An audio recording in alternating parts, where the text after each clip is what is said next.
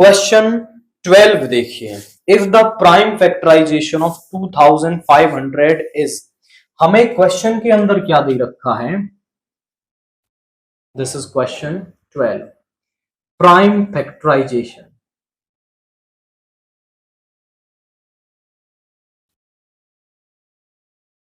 Of 2520, वो दे रखा है 2 की पावर 3 इंटू 3 की power a into b into 7, then the value of a plus 2b। तो हमें a प्लस 2b की वैल्यू निकालनी है।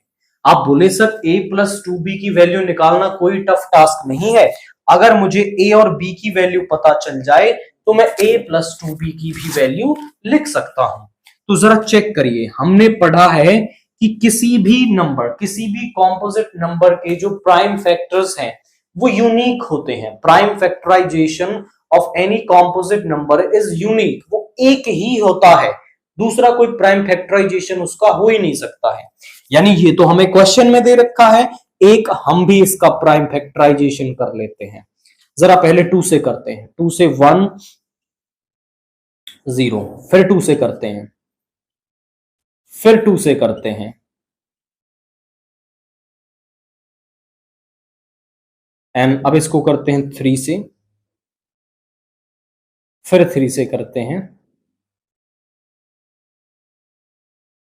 एंड अब करते हैं 5 से, 7 1। तो 2520 के जो प्राइम फैक्टर्स हैं वो क्या आ रहे हैं, 1 2 3, 2 की पावर 3 मल्टीप्लाई 3 का स्क्वायर मल्टीप्लाई 5 मल्टीप्लाई 7, और यहां पे आ रहे हैं 2 की पावर 3, 3 की power a into b into 7। अब जरा आप यहां वैल्यूज कंपेयर करेंगे, यहां 3 का स्क्वायर है और यहां पे 3 की पावर है a। अब ये 2520 के ही प्राइम फैक्टर्स हैं, तो यहां पे 3 का स्क्वायर ही होगा, यानी a की वैल्यू 2 मिल गई। यहां पे 5 है, यहां पे b है, तो यहां पे आप कह सकते हो b इज इक्वल टू में 5 आपका यहां पे होगा। तो a और b मिल गया। क्वेश्चन हमसे कह रहा था वैल्यू निकालनी है a प्लस 2b की, यानी 2 प्लस 2 इंटू में 5, यानी 2 प्लस 10 दैट इज 12 हमारे पास आ रही है।